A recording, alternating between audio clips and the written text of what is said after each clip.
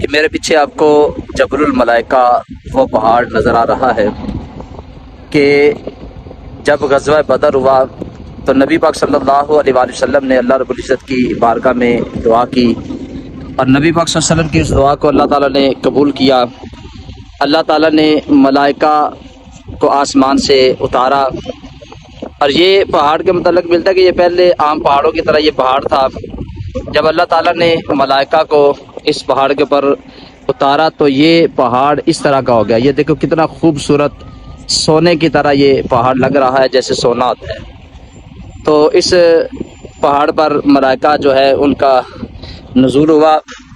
تو یہ وہ مقام ہے جو مدینہ پاک سے تقریباً 80 میل دور ہے۔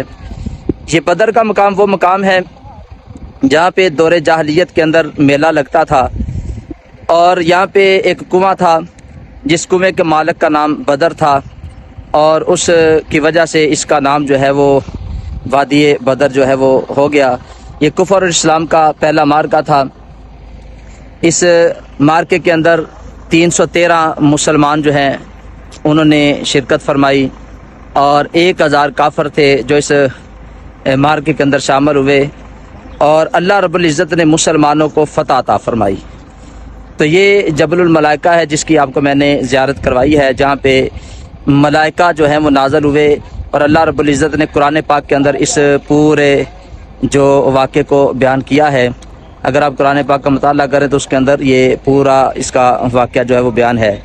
تو اللہ تعالیٰ کی بارگاہ میں دعا ہے اللہ تعالیٰ آپ سب کو بھی ان بابرکت مقامات کی جو ہے وہ حاضری نصیب فرمائے۔ آپ بھی یہاں پہ آئیں، آپ بھی ان مقامات کی زیارت کریں جہاں پہ نبی پاک صلی اللہ علیہ وسلم کے قدم مبارک لگے ہیں، جہاں پہ نبی پاک صلی اللہ علیہ وسلم کے صحابہ کے قدم لگے ہیں، جہاں پہ ملائکہ جو ہے وہ نازل ہوتے رہے ہیں۔